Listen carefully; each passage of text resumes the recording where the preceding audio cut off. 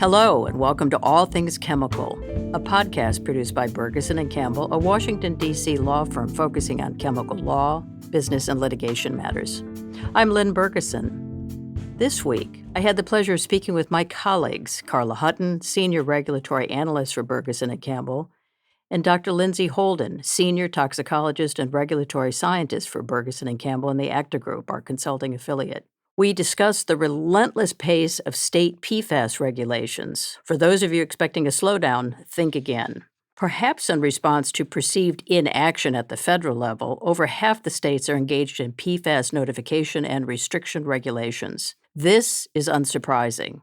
Perhaps what is surprising is how entirely different state restrictions are and how difficult it is to prepare for and understand how to comply with each. We seek to lessen the confusion by discussing the state of PFAS restriction, focus on key state differences, and offer a few tips for staying ahead of the PFAS curve. Now, here's my conversation with Carla Hutton and Dr. Lindsay Holden.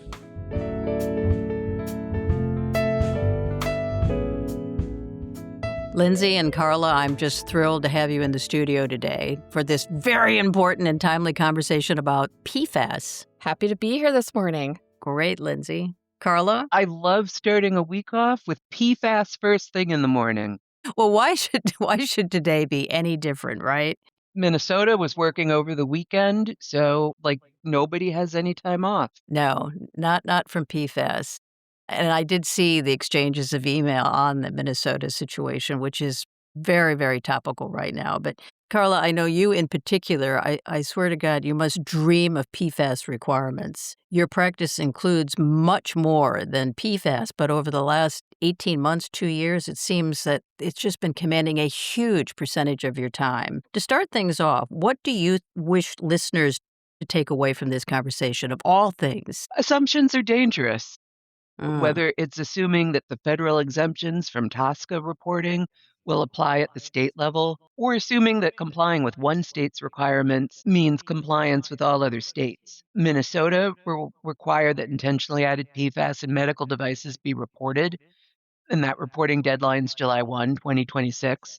But as we know, under the TSCA PFAS reporting rule, medical devices are exempt from reporting. Meanwhile, New Mexico has a January 1, 2027 reporting deadline, at least at the time of this recording. Under the statute, New Mexico can waive that requirement if substantially equivalent information is publicly available. But we don't have any guidance about what substantially similar means. Minnesota and New Mexico have very similar, but not identical, definitions of intentionally added. So just on the basis of 2 to 4 words, PFAS contaminants do not have to be reported in Minnesota, but in New Mexico, if the PFAS are expected. So I interpret that to mean if the contamination is a known issue, then it has to be reported. Well, we're going to get to some of these very unique and disparate state reporting requirements, but I think your opening comment is well stated. Assumptions are very, very dangerous, and states seem to be priding themselves on being very specific, very unique, and not necessarily interested in emulating states right next door. Lindsay, you are a toxicologist, and as a scientist, I'm guessing the diversity of regulatory approaches and the diversity of unique PFAS species and how this global approach to the regulation of PFAS writ large is frustrating at some level. Or maybe I'm misreading you as a scientist. So as a scientist, as a toxicologist, I love when there is one correct answer and we can know what the truth is. And in the PFAS space, there just is no one single answer. Carla really hit it a home run, first comment about, watch your assumptions, because that's a big challenge in the PFAS space is that, A, there's no single definition of PFAS. So the OECD definition of PFAS says if you have a single carbon that's fluorinated, that's a PFAS. Anything, out of that initial definition, it can be defined as a PFAS. In the US, the EPA, for their reporting rule, they require 2 fluorinated carbons. It's a little more complicated than that, but that's the basis of the definition. And the states, I call it a coat of many colors, where it could be that as simple and broad as a single fully fluorinated carbon, states may just have a list of here are the PFAS to report, or it could be a hybrid of both. So that's confusing. Then there's also on the science side, just what definition of what is a PFAS, which PFAS have inherent hazard based on their physicochemical properties. Right. And that is not a one-for-one answer for all PFAS. No. And we only have data on very few PFAS. So that's a huge gap that's really frustrating to me. The global we are painting a very broad picture of all PFAS fall into a bucket of hazardous, and that's not accurate. So that's frustrating to me as a scientist that we're living in this gray space and not using discernment to understand the different hazards across the PFAS space. Right. And frustrating to me as a lawyer, given the diversity of species within the class of PFAS, however one defines it. I mean, the universe consists of over 10,000 under the OECD definition, fewer under the EPA definition. Most states are embracing the OECD definition with some annoyingly frustrating variations on a theme. And to the extent there are even chemicals being considered PFAS that are not technically fitting any definition. I was thinking back on the Olympic, the several Olympian, going to fix that, Jackson, several contestants in some of the PFAS or some of the skiing events, I think, were disqualified based on PFAS or use of PFAS on their skis. But when you take a closer look, as we did in our blog of several weeks ago, it wasn't even PFAS, if I'm reading that correctly. It was a fluorine content used as a proxy for PFAS. Does that invite an even different level of confusion in PFAS regulation and how it's interpreted? What is TOF, for example? So that's a good question. So TOF is total organic fluorine. In the example, I'm enjoying when PFAS hits the popular news, this Olympic PFAS ban. The skiers and snowboarder here, there was a hit from the spectrophotometric measurement of a fluorine-carbon bond that was detected on their skis or snowboard. Right. And in this case, it's similar to total organic fluorine in that you're just looking for the presence of this bond. Is it there? Which it's not identifying an individual PFAS. It's not giving you quantitative value, how much, just the present, absent, green, red. If you get a green signal, in the case of the Winter Olympics, the protocol is to do additional testing to confirm that positive. And then you are disqualified from that event. That's quite a response, and there's really nothing for those athletes to do in that moment. The event is over, it moved on. It's a good example because we think about this total organic fluorine content and this presence absence call without identification of an individual PFAS species or quantification. It's really just it's a blanket guilty, not guilty, right, without exactly. any of the information. Strict liability fluorine. Yes. And in the case of these winter athletes, that could be they used an illicit PFAS ski wax. That could have been the case. Or could be that there's environmental contamination from this competitive environment with hundreds of skis and snowboards. And there's a very strict protocol of how to clean your gear before. It's a weeks to months protocol with dirty cleaning tools, clean cleaning tools, ultra clean cleaning tools, and then making sure that your gear doesn't touch any other gear. So that's really technical. And this is just one small example of how sensitive this detecting a single chlorine or carbon fluorine bond can be, and not necessarily give you all of the information, just a yes, no. With very consequential implications for the competitors. Yeah, I was reading, I was reading there's a snowboarder from Japan who this is likely their last Olympics, and they were disqualified from that event. So what a heartbreak. It is. What it's a heartbreaking. And it certainly made, international headlines like PFAS contamination disqualifies Olympiads. Well, maybe we should start at the beginning and take a real quick global look at PFAS regulation. I'll start out with what's going on in the European Union. Back in 2023, the European community proposed a broad universal PFAS restriction. It covers over 14 sectors of the economy, very, very, very broad, and it really sent shockwaves through the regulated communities of the world. In 2025, in August, ECHA issued a re-proposal. I'm not going to go into all the regulatory options that ECHA proposed, but at the end of the day, we were waiting on two committee reports. There was a final risk assessment committee opinion that was issued or is scheduled to be issued this month, and a draft socioeconomic analysis committee decision also expected to be issued in March. There will be a public consultation of 2 months, lasting presumably through April and May. And then if as a result of that public consultation, we could be looking at a final regulation, maybe toward the end of 2026, but more probably in 2027. Then there will be an 18-month transition period to give everyone an opportunity to come into compliance with these restrictions. So we could be looking at a final European global universal PFAS regulation in effect in 2028.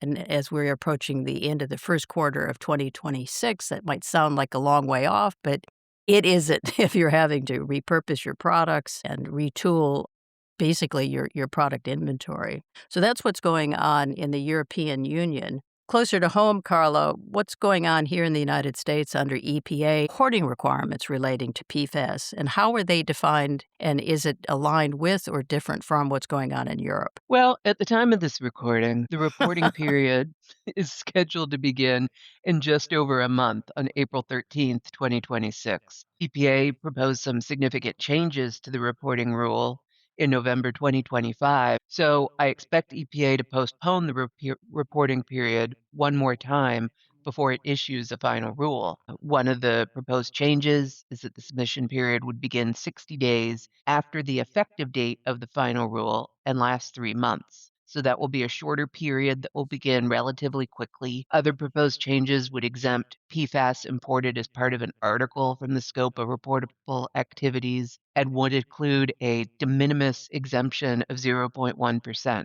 We've heard the EPA has done some beta testing for the reporting system, and if EPA narrows the scope along the lines of the proposed rule, then the reporting system, CDX, I think should be able to handle the number of reporters. Yeah. The REACH is a restriction proposal, not a reporting proposal. So EPA is not going to be banning PFAS in anything, unlike in the EU. Even under the current rule, it still isn't everything, whereas REACH is looking at everything.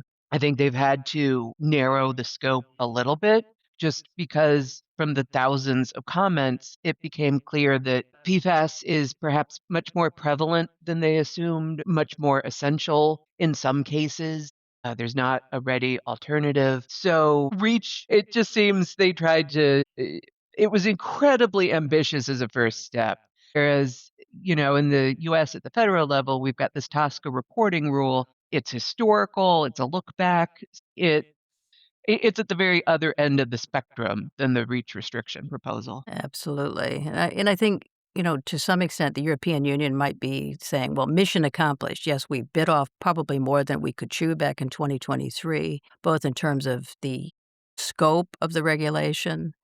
And I think there is a well-recognized understanding that the pervasity of PFAS in consumer products, industrial products, both in making products and in end products, that was not known before that proposal came out. So it did an awful lot in raising the global awareness of just how ubiquitous PFAS substances are in production and in consumer products and in articles writ large. So to the extent that you're right, Carl, I think there has been kind of a recalibration under the August 2025 proposed rule that came out, both in terms of identifying more regulatory options to address PFAS, especially those that are found to be essential and for which no alternative can be found. But it definitely succeeded in grabbing global attention and might have kickstarted our own PFAS considerations and definitely has hastened the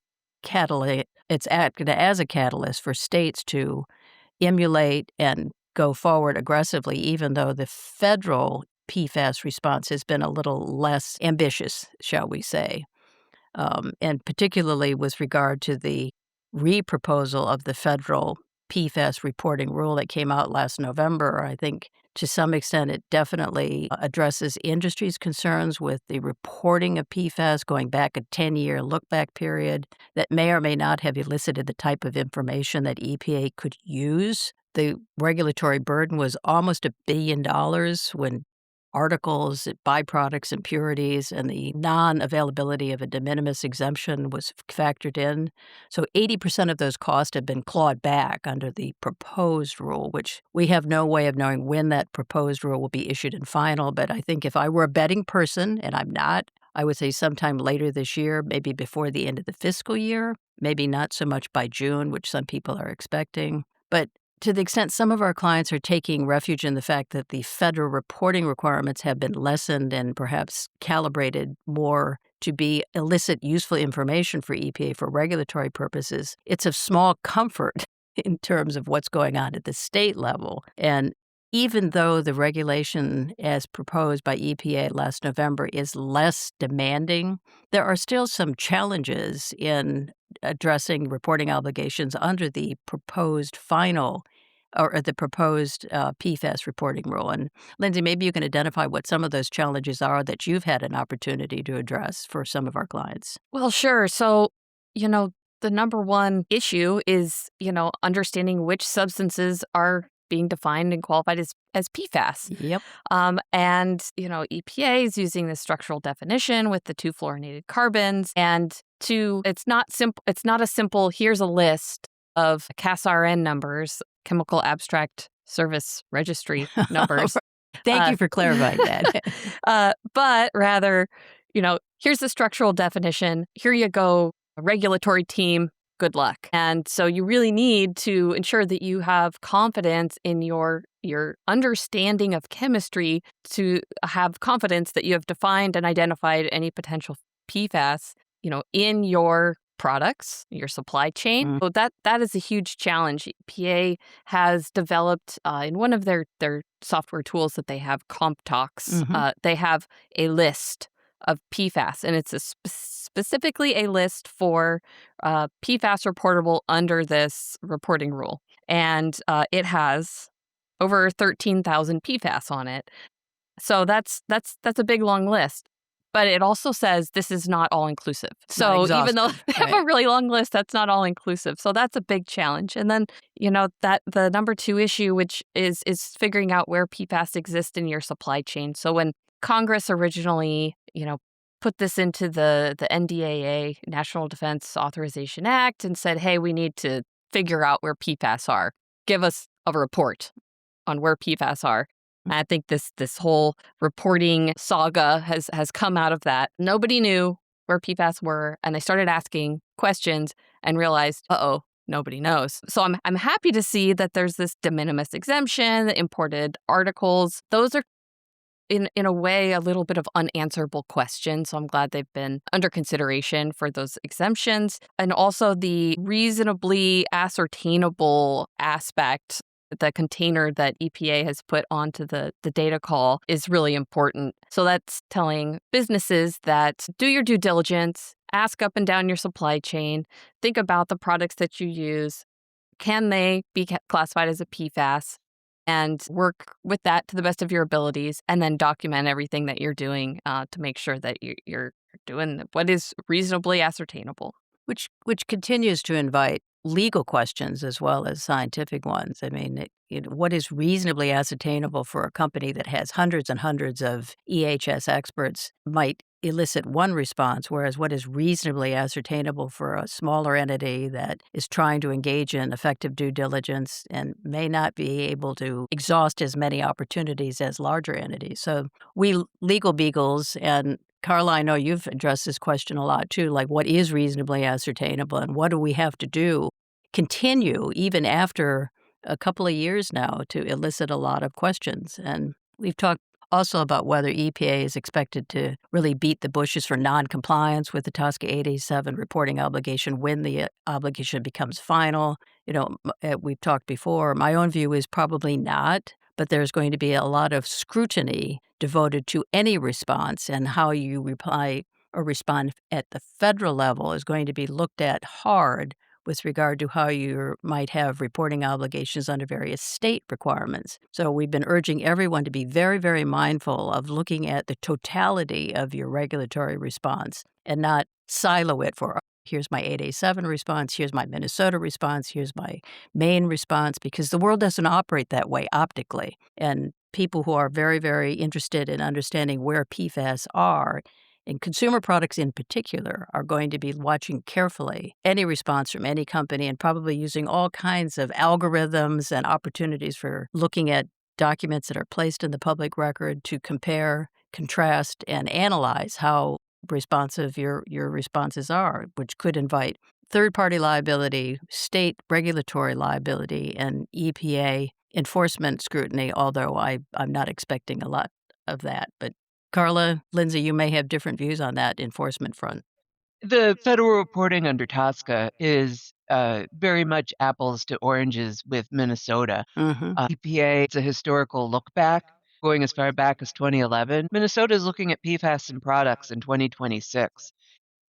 So companies will have, for legitimate reasons, in many cases, very different answers about what PFAS is in their products. That's a span of 15 years. There's been a lot of attention on PFAS, broader attention about chemicals in the supply chain. Companies who wish to be good stewards or better stewards have been working to remove PFAS from their products. On the other hand, EPA has lots of guidance about the reasonably ascertainable, and Minnesota has nowhere near that level of guidance. And I have the impression their approach maybe or thought is, well, just ask again and you will get the answer. And I think companies who have been working to get information under TSCA at the federal level are certainly aware it's more complicated than that. We saw that in Canada with their PFAS reporting. It's not just that the company manufactures all their own things. They have suppliers.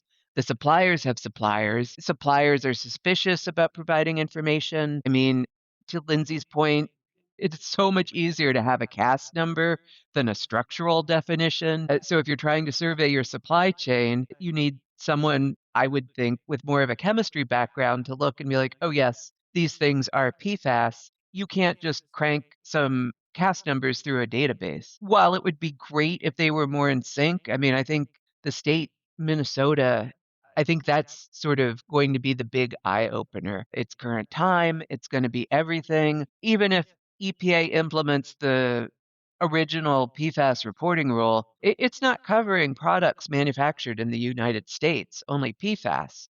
So it's not even a whole picture for that historical snapshot. Well, Lindsay, you did a great job of explaining some of the scientific challenges responders are confronting and will continue to confront in just jurisdictionally trying to assess what's in, what's out, how are these chemicals defined? Do I need a chemist? To Carla's point, often yes, here in the United States and elsewhere. And there are other scientific challenges, and just for the record, because there's been discussion and often in ways that continue to leave me unclear, what is the planetary boundary threshold exceedance argument? Why is that relevant, and who cares anyway? That's a great question. With no easy answer. Yeah, so the idea of this planetary boundary is that the Earth as a whole, our Earth in space, has homeostatic mechanisms for keeping things in their normal range. So an example of homeostasis is our body temperature. We have a normal, regular body temperature. If we get cold, our body shivers and that warms us up. If we get hot, we sweat and that cools us down. So that's our body has this built-in mechanism to help us stay in this normal, safe window that has normal fluctuations and that there is a response to get you back in towards the middle of that. So the global planetary boundary is the same idea on a global scale. There's actually 9 categories, so it's not only related to PFAS, but climate change, so carbon dioxide concentration, biosphere integrity, so that's like biodiversity, land system change, so how we use, deforestation and habitat changes in habitat, also freshwater changes. That's thinking about rivers and lakes and general soil moisture, biogeochemical flows, so that's nitrogen and phosphorus and their global cycling. Ocean acidification, like reducing of the pH levels of the ocean. Like, oh no, we don't want that because then our poor corals suffer in an acidic environment. Atmospheric aerosol loading, so that's particle concentration that can potentially impact greenhouse effect of our Earth, stratospheric ozone depletion, and novel entities. What is a novel entity, you ask? Or you should ask. And that is where chemicals in the environment fall under that novel entity category, including PFAS. There is for some of these 9 categories, some are defined and quantified as either being below that threshold of planetary boundary or beyond it.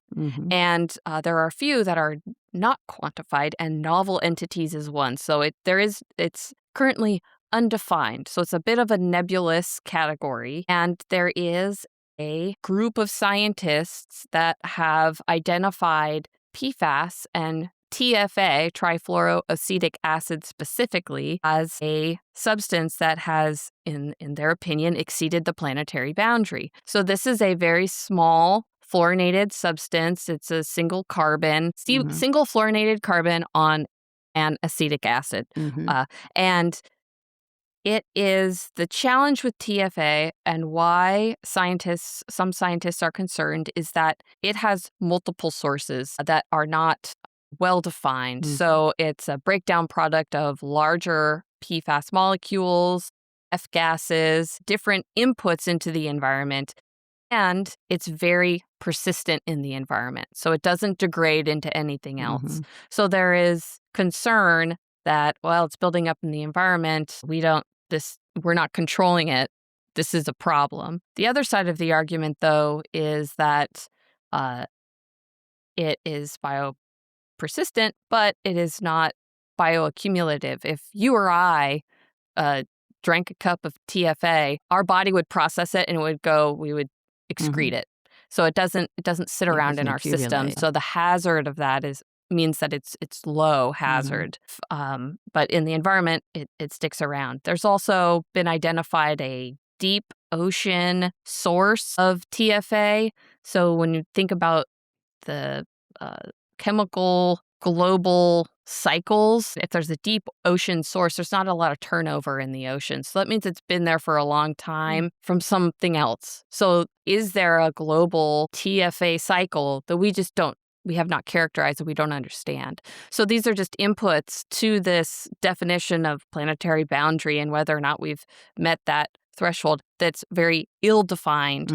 But the rhetoric around TFA as a potential exceeder of that planetary boundary threshold can be a little bit extreme, a little bit hyperbolic. And so it's something I'm watching because... Well, I'm glad you are. That is the most cogent definition I've heard ever. I keep seeing it in the literature. I wanted our listeners to be aware of the concept, as if we don't have enough to worry about. The lack of clarity in that sphere is what it is, but it is tangentially related to the broader discussion that we are having here, about PFAS writ large. So thank you for that. Yeah, and another, piece of the puzzle of why this matters is that if TFA falls into a class that we're going to categorize as PFAS, depending on the regulatory body, right, and that regulatory body is looking for total PFAS in your drinking water or in a soil sample, well, then TFA could be at higher levels because it's just such a small molecule. It's present in the environment, and so could be a larger input into that total PFAS or some PFAS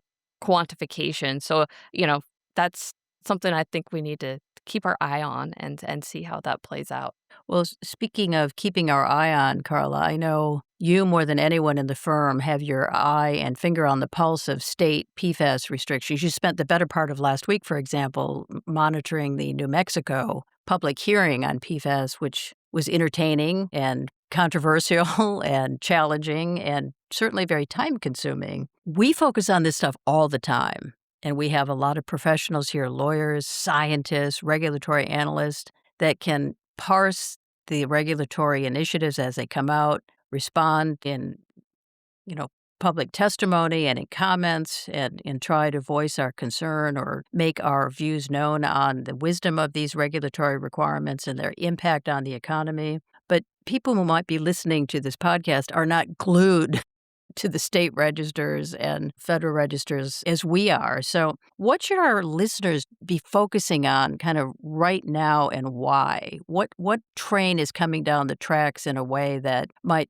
make people a little anxious if they knew more about the timing of some of these regulatory requirements? And what suggestions do you have for monitoring them? Because to my eye, these restrictions are coming out in wildly different forms, affecting generally the same stakeholders, but in different ways. And just tracking them is really, really challenging. How can you help us, Carla? Well, the the train in the lead is Minnesota. Yep.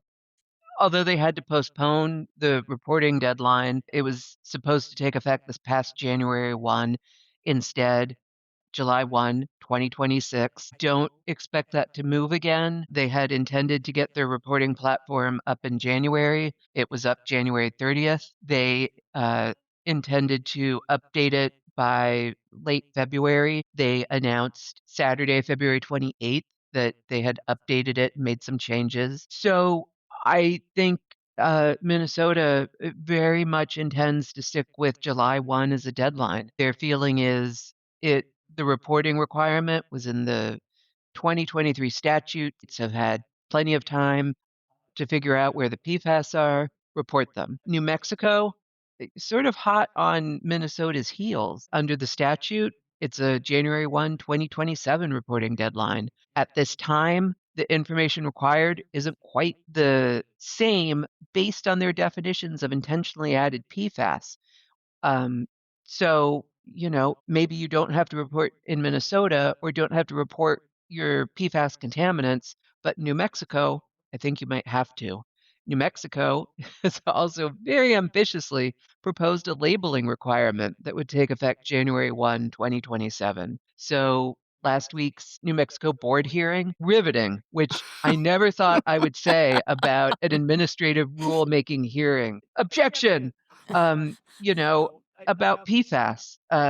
And I would say, no, you can't take data about PFOA and say that's all PFAS, including fluoropolymers. Right. So, to try and keep up with this, we report many developments on our blog. We'll have a memo coming out on Minnesota's CUU concepts. I don't think it's quite a proposed rule yet. Hopefully, it will be in line with Maine, which already has a CUU rule, because again, otherwise, these small differences can end up having big impacts. Aside from us, I really think it's key for industry if you're a member or within a sector that has an association, join, monitor. The associations are much better positioned to be aware of legislation when it's still at the proposal stage and it's possible to advocate for some amendments or try to educate the legislators about the impact of the legislation if it were to be enacted.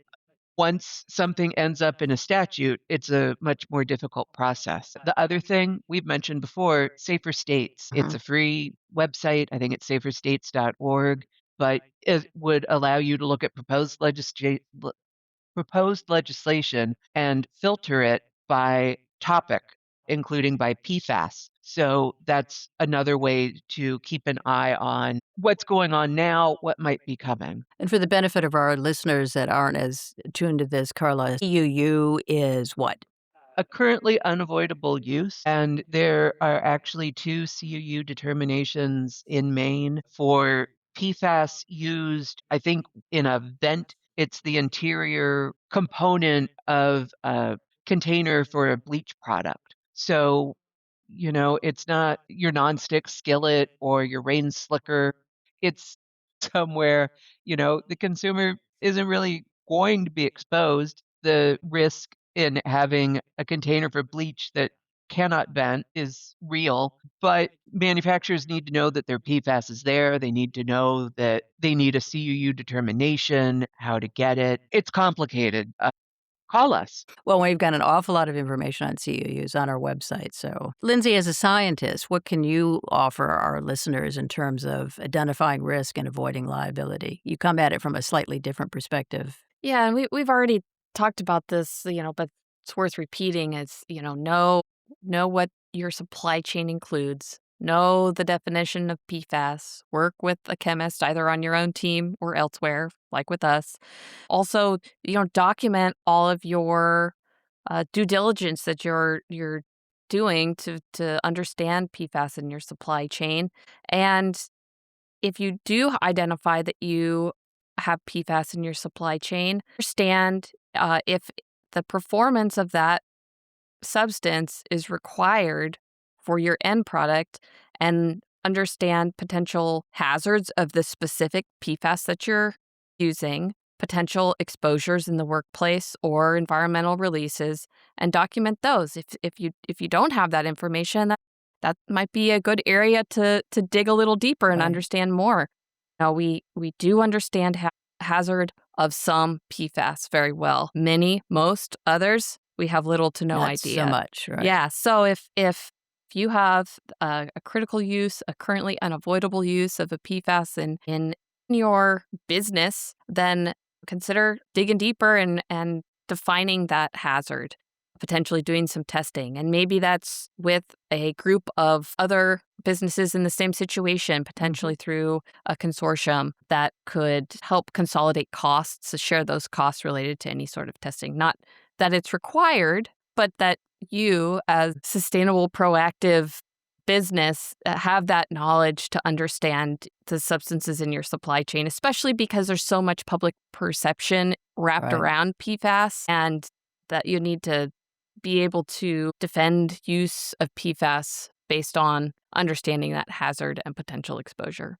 And that defense might be in a court of law, it might be in the court of public opinion, it might be to your shareholders, stockholders, your workers. So again, preparing that defense is important. You might have a CUU, but your ability to continue to use that PFAS is not just a function of meeting a regulatory burden. There are all of these different other decision makers that have to be persuaded as well. And no conversation on PFAS would be complete without at least a brief mention of NHANES. Lindsay, what are these data? What do they mean? Can we rely upon them to give us any indication of whether PFAS exposure is going up or down? What can you tell us? Yeah, so NHANES is a program out of the CDC and it's National Health and Nutrition Examination Survey. And they take blood, urine samples from large swath of the population and look at all sorts of health metrics.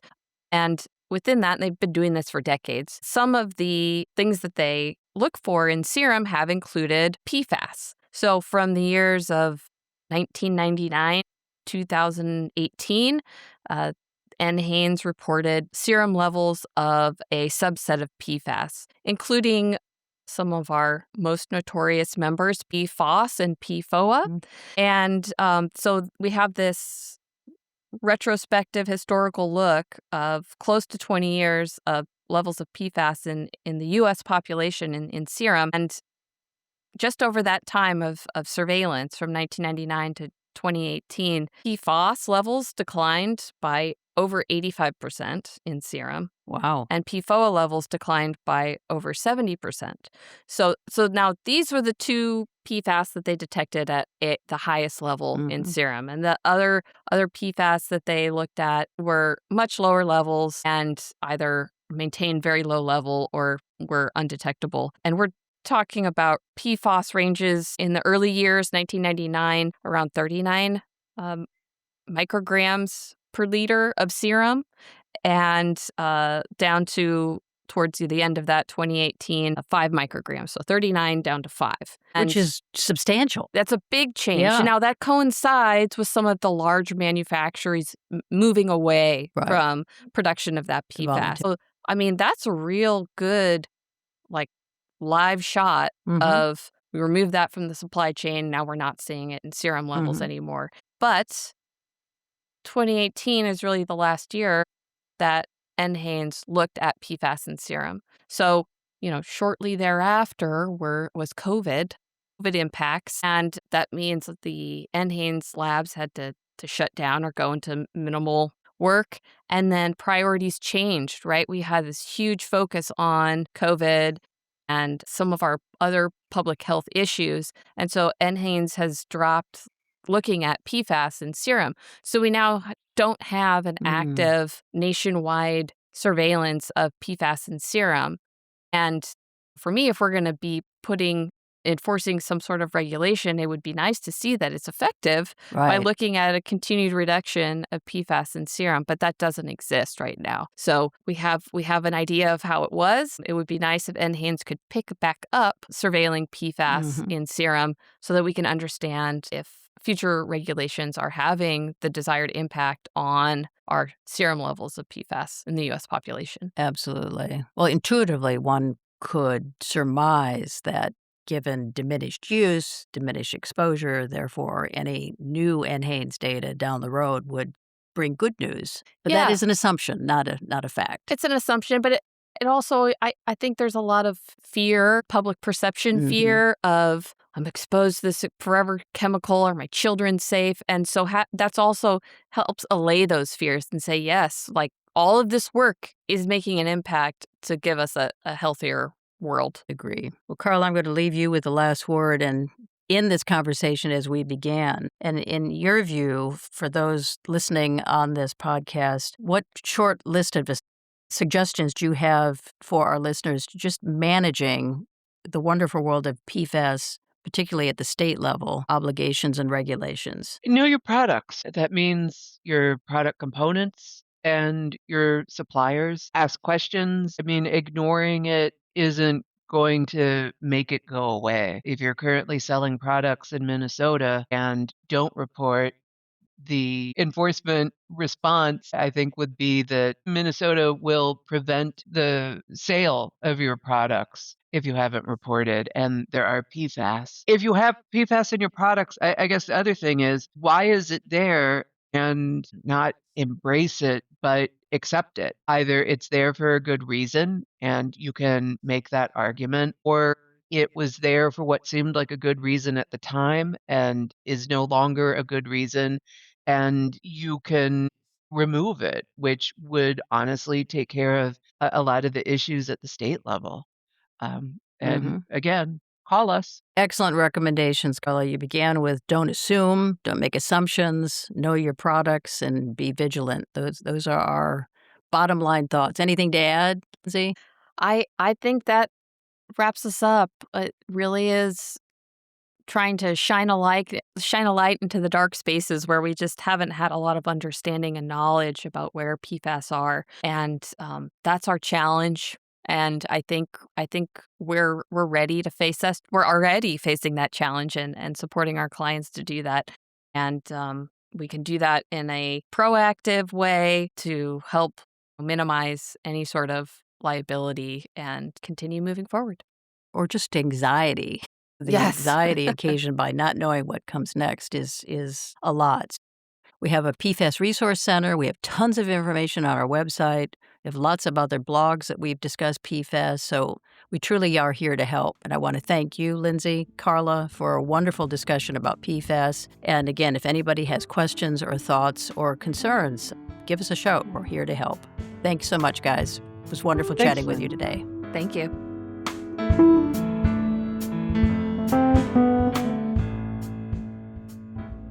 Thanks again to Carla and Lindsay for sharing their expertise and wisdom with me about anticipating, understanding, and staying ahead of the PFAS restriction curve.